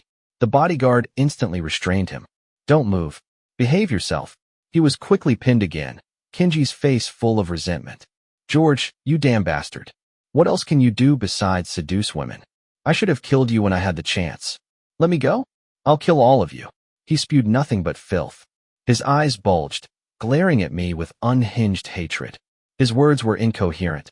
He didn't look mentally stable. Shut up. Tape his mouth again. Ivy snapped. Throw him out before he acts like a rabid dog and bites someone. Chapter 20. Ivy didn't stay long. She left quickly, as if she couldn't bear to remain another second. No matter how you looked at it, she seemed like an outsider. There was no longer a place for her in the Wong family. She stepped out of the courtyard. The calm look on her face darkened. She cast a cold, venomous glance at the still struggling Kenji and slowly walked toward him. George is kind and won't stoop to your level, but I'm not nearly so forgiving. Her voice wasn't loud, but it was clear. You followed me all the way to Hong Kong just to spread lies and stir up trouble? I was already being merciful when I kicked you out of a city, and yet you still dared to hurt George? She raised her hand and ruthlessly pinched Kenji's face. She held his head in place, her eyes locking with his. One pair was icy cold, the other wild and deranged. Blade, get a few men and give him a proper beating before handing him over to the authorities. Especially that mouth. Don't hold back. He likes running his mouth so much, then better to shut it for good. The bodyguard shoved Kenji into a car, which sped off immediately. Ivy walked slowly along the path, the restlessness in her heart gradually dissipating. She thought, maybe she still couldn't stop herself from trying one last time. After all, how could she just give up so easily? The weather in Hong Kong was indeed humid, and it seemed like her heart was also shrouded in a fine mist. When it turned cold, that mist would freeze into needles that pierced her deeply. At first, it felt like pure torment, but maybe that pain reminded her she was still alive, alive like a real human being. The next day, a news report was published, Wong family airs legal notice to irresponsible media. Rumors are not to be trusted. Below the report was another announcement. At the beginning of next month, the young master of the Wong family will be engaged to the youngest daughter of the Xi family. Multiple media outlets quickly picked up the story. Originally, the engagement was supposed to be announced later, but given the circumstances, both families agreed to release the news now. It was a powerful, unspoken rebuttal to the rumors. If the Xu family believed in their future son-in-law's character, what else could outsiders say? You've finally given me a proper title, darling, my dear fiancé. Alara held onto my arm, leaning against my chest. As she spoke, her voice gently vibrated against my chest. Her warm breath mingled with mine. Even with us so close together, it didn't feel overwhelming at all. If there was ever a definition for inseparable, this was it. Because of love, even doing the most ordinary things together never felt boring. Instead, it felt joyful, and we never grew tired of it. Ivy probably saw the engagement news too. She'd been trying to find opportunities to meet me in the past few days, but I had deliberately avoided her. Whether consciously or unconsciously, there was no reason for us to meet again. If you don't make a clean break, it only leads to chaos. That was something I understood well. On the day of the engagement party, many familiar faces showed up. I wore a white suit, elegant and striking. The photographers kept snapping away. The venue was tastefully decorated, simple yet grand, making others envious. Alara suddenly appeared out of nowhere. She was holding a plate of my favorite peach blossom pastries. The ceremony was still half an hour away. Honey, have a few bites to fill your stomach. The moment I saw her, I couldn't help but smile. My eyes curved, and for a second I felt truly dazzled by her. This wonderful girl was about to officially become my fiancée. Okay, our ceremony was about to begin, and our future was bound to be happy. But just when everything seemed perfect, someone always had to show up and ruin the moment. Chapter 21. Young master, outside, someone's asking to see you. The butler knocked and entered the dressing room, leaning in to whisper beside me. He wasn't deliberately trying to hide it. His voice was at a normal volume. Anyone nearby could catch the general idea. Tell her I'm not going to see her. There's plenty of security on site today. I don't want a public confrontation. She should know better. I sighed. I said it loud enough for others to hear. There was no need to sneak around when it came to Alara and me. Are you really not going to see her? Alara turned her face away slightly, asking the question deliberately, even though she was certain about how I felt. No one could completely ignore a past lover like Ivy.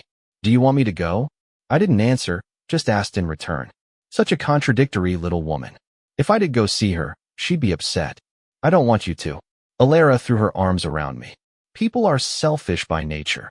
Who would want their lover to meet with someone still hung up on them, especially not on the day of their engagement? Of course, I won't see her. I already made things crystal clear with her. Outside the estate, a crowd had gathered. Ivy stood beneath a parasol tree across the street, staring toward the inside without blinking. When the ceremony began, she watched through the floor-to-ceiling window as George, dressed in ceremonial attire, led Alara through the crowd, toasting guests. The two stood side by side, looking like a perfect match. Cheers and applause could be heard faintly. They looked so good together. I'm so jealous. Their story is just like something out of a drama, so sweet. Two young women chatted excitedly nearby. It was the kind of engagement George had always wanted. How perfect. Thinking that made her eyes well up. She fought hard not to blink, afraid that her tears would fall. It was a joyful day, no tears allowed. Watching him get engaged to someone else felt like being cut open while still alive, but there was nothing she could do. So this was what it felt like to miss out on true love. Ivy sat quietly in a cafe across from the Peninsula Hotel. It was the 7th day. Ever since George's engagement, she came to this cafe every day, ordering her favorite iced lemon tea, though she never touched it. Outside the window, George's white Bentley slowly passed by. Today, he wore a light blue shirt, his usual casual style. Ivy's eyes followed the car's taillights until they vanished around the corner. Miss, would you like a refill? The waiter asked softly. She shook her head and pulled out her phone. On the screen was a photo she had secretly taken yesterday. George and Alara stood, smiling at each other, outside a jewelry store. The sapphire ring on his ring finger suited him perfectly. They looked happy. Just one more week, she told herself silently. Once he's completely settled, I'll go back to a city. The next afternoon, the storm came suddenly, wild and violent. Ivy's car was parked not far from the Wong Group headquarters. She watched as raindrops the size of beans slammed against her window. She shouldn't have come here, but something uncontrollable drew her. Just knowing that George was inside, that he was close, gave her a strange sense of peace and belonging. A car drove out of the underground garage. Almost instinctively, she followed it. She didn't even know why. Maybe just to catch one last glimpse of George. But she hadn't gone far when she heard the piercing sound of brakes up ahead. Her heart clenched. She stepped on the gas.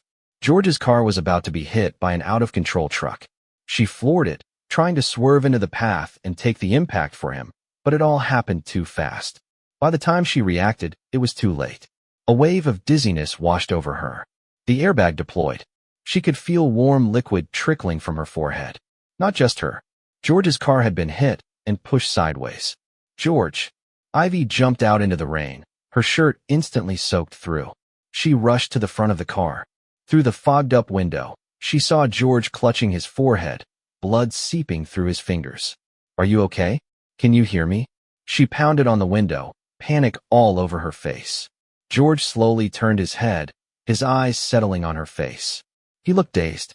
His lips moved, but no sound came out. Chapter 22. Ivy clutched the car door handle tightly, her knuckles turning white. Every movement made the dizziness in her head worse. She didn't dare let go, using the last of her strength to shout George's name. George. George. Are you okay?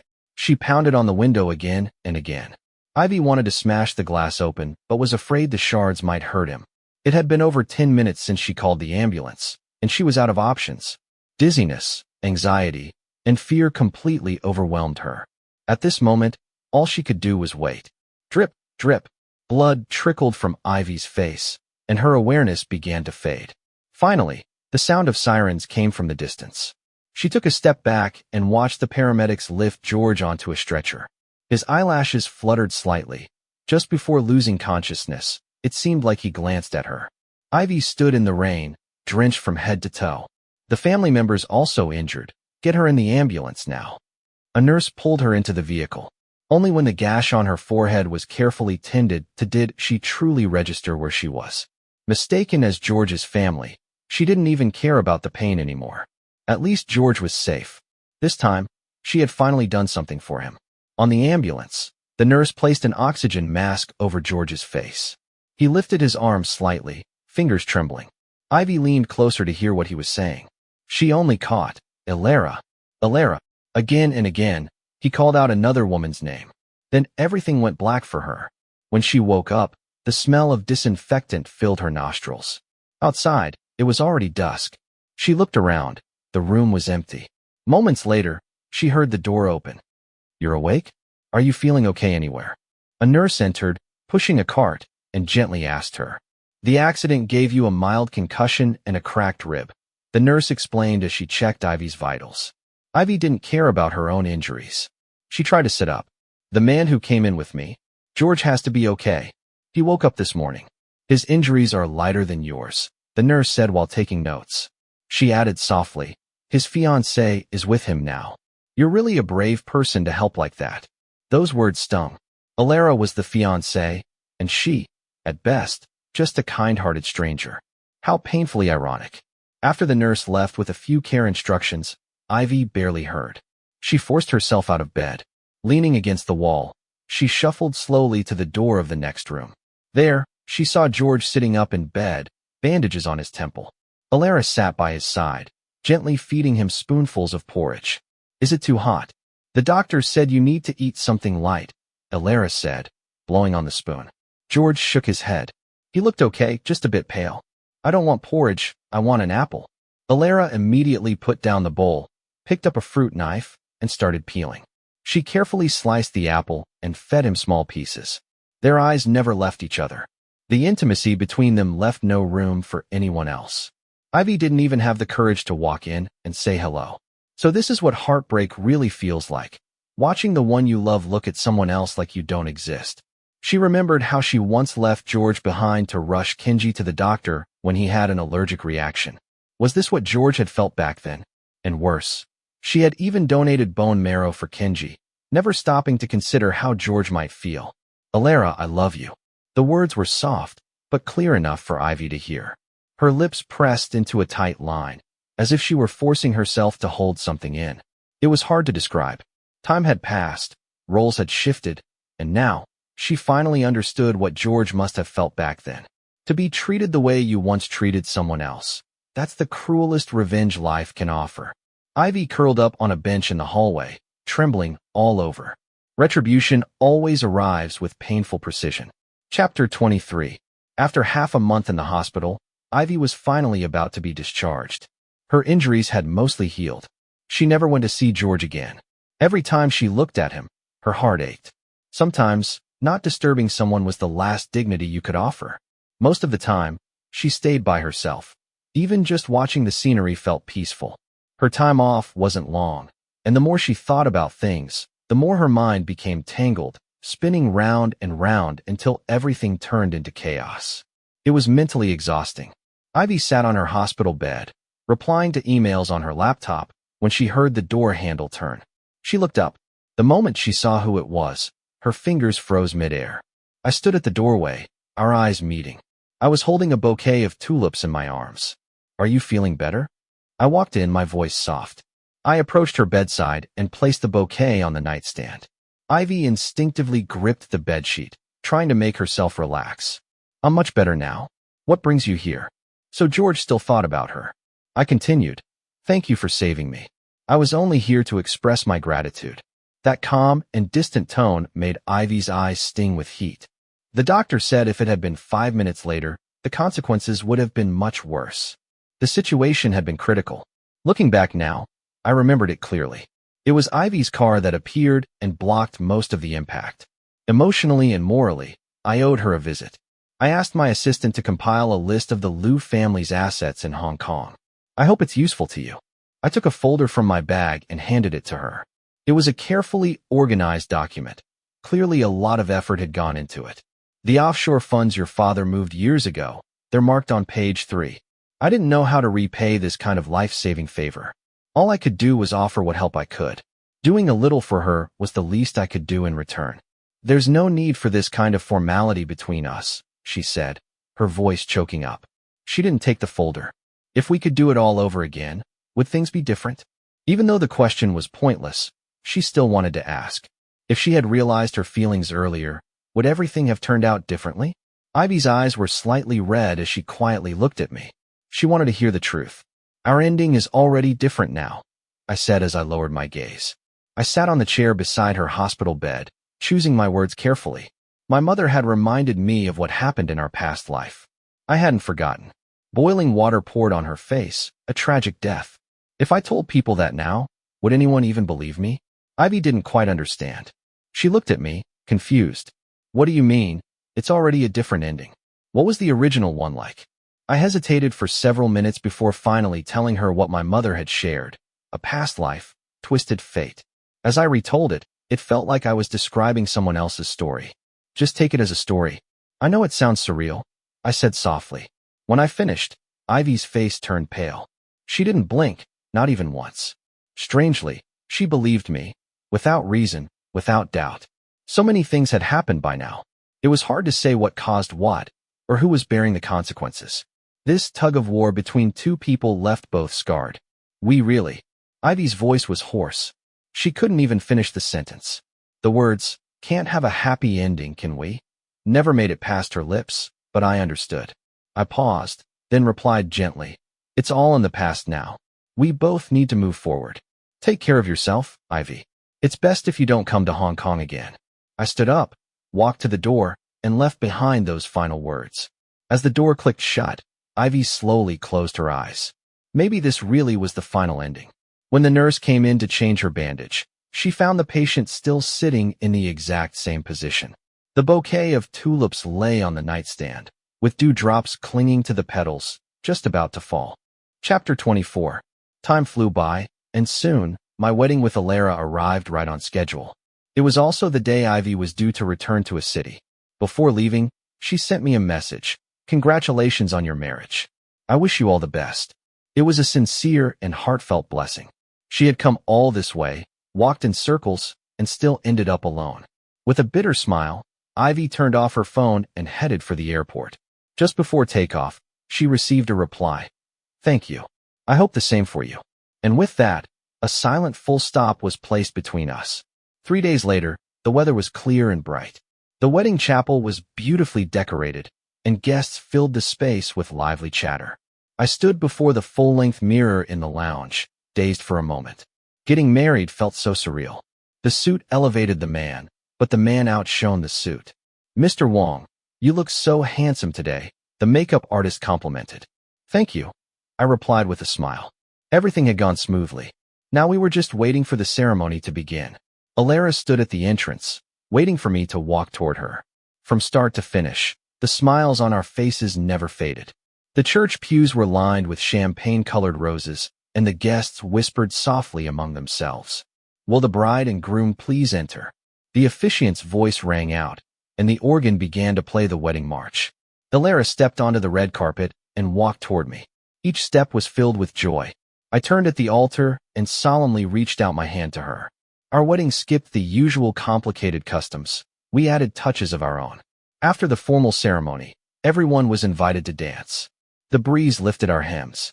In the space filled with movement, "We're married," I shouted joyfully to the guests, my smile practically etched onto my face. In the end, our wedding was full of laughter and blessings. But elsewhere, someone couldn't bring herself to smile. The weather in a city was the opposite of Hong Kong, long, heavy rains. It had just finished pouring. Ivy stood before the floor-to-ceiling windows of the Lu Corporation building, staring silently at the raindrops trickling down the glass. On her desk lay a financial report from the Hong Kong branch. At the bottom was a newspaper clipping taped to the page. "Alara's grand wedding. $1 million jade jewelry stuns the crowd." In the photo, George smiled brightly, holding Alara as they looked lovingly into the camera. They looked happy. "Miss Liu, you have a meeting in 15 minutes, her secretary gently reminded her, peeking through the door. "Postpone. Start in an hour." She spoke in a detached voice, calmly adjusting her schedule. But inside, she felt completely empty. She turned her head, her fingers unconsciously rubbing the design draft in her drawer. It was the initial sketch of a feather necklace, one that had been crumpled and smoothed out countless times. Just a few days ago, Ivy finally finished the piece in her jewelry studio. She had planned this design for a long time.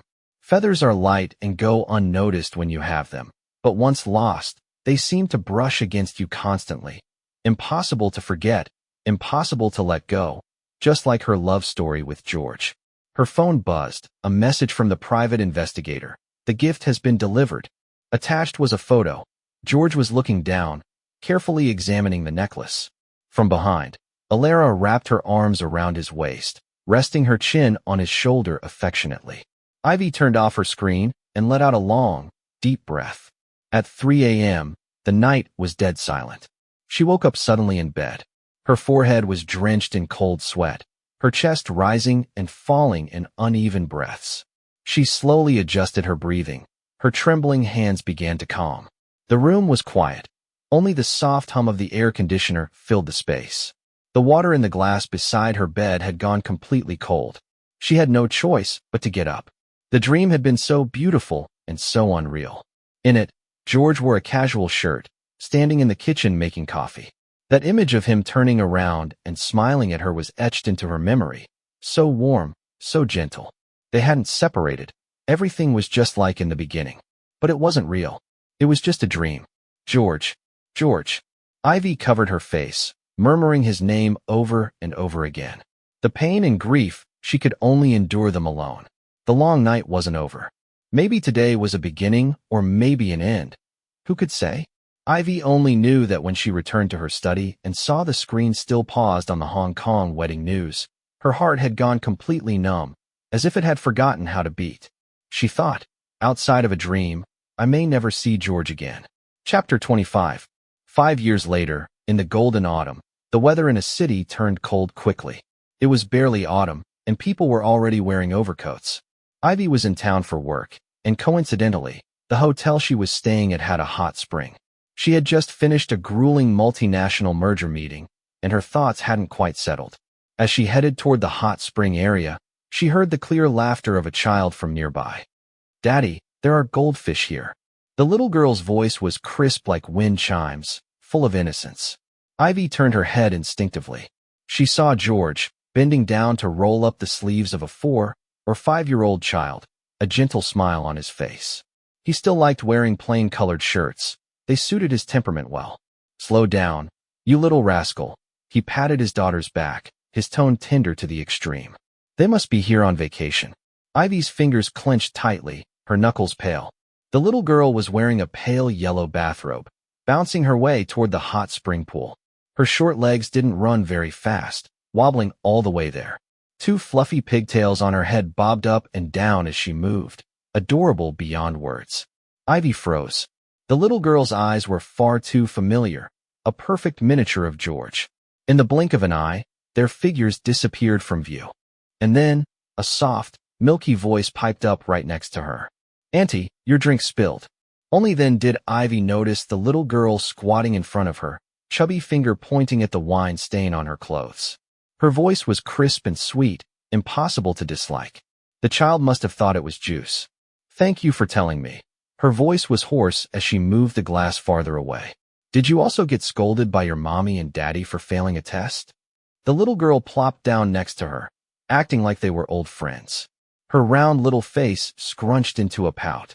With soft hands, she pulled a milk candy from her pocket. "Daddy says eating something sweet makes sadness go away." She held the candy out to Ivy. When Ivy accepted it, her fingers brushed the child's warm hand. Her heart tightened with an aching sorrow. "My name is Giorana." "What's yours, Auntie?" "Giorana." It sounded like a blend of George and Alara. This child was the product of their love. The little girl kicked her legs cheerfully. Without waiting for Ivy to answer, she added slowly, "Daddy said that with my name, people will know how much he and Mommy love each other." Ivy was momentarily speechless. The mist from the hot spring rose around them, stinging her eyes. "My last name is Lou. You can call me Auntie Lou." Her voice came out raspy.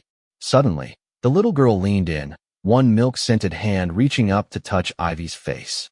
"Auntie, are you crying?" Only then did Ivy realize tears were already slipping down her cheeks. "Alara, Giorana." George rushed over, crouching down, his face full of concern as he scolded the little girl for running off.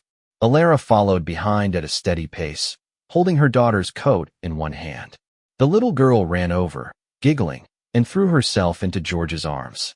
The moment their foreheads touched, father and daughter looked incredibly happy. "Sorry, she's a bit energetic. I hope she didn't bother you." George smiled at Ivy politely, almost apologetically. Ivy shook her head. They didn't say anything more. Then he left, holding his daughter's hand. Giorana stood on tiptoe, showing her parents a maple leaf she held in her palm. Alara held her with one arm, while George smiled and gently brushed a fallen petal from his wife's shoulder. His movements natural and intimate. Mist from the hot spring drifted through the corridor. Ivy turned away and walked alone toward the hotel. After all these years, she was the only one still stuck in the same place. A few more years passed. Ivy's funeral was held in a city during the season of snow. Perhaps due to complications from donating bone marrow, her health had gradually declined over the years. She hadn't taken proper care of herself either. At just 36, she quietly departed from this world. When I received the obituary, I was braiding my daughter's hair. Giorana was very well behaved. She sat quietly, letting me style her hair, not squirming or fidgeting. Alara and I made a trip back to a city. I stood alone in front of the grave while Alara waited a short distance away. Looking at the woman I had once been entangled with for over 20 years, now reduced to a cold, unfeeling photo on a headstone, I couldn't help but feel a wave of emotion. Life is unpredictable. You never know what comes first, tomorrow or the unexpected. Ivy, may you rest in peace. In this moment, all past grievances dissolved. I hope in the next life we won't meet again. After a simple farewell, I took Alara's hand and walked away. For the rest of my life, I never set foot in a city again. The picturesque beauty of Hong Kong was enough to hold me until the very end. The moon hung high in the sky, shining down upon the unfinished verses of this world, and I would go on being happy.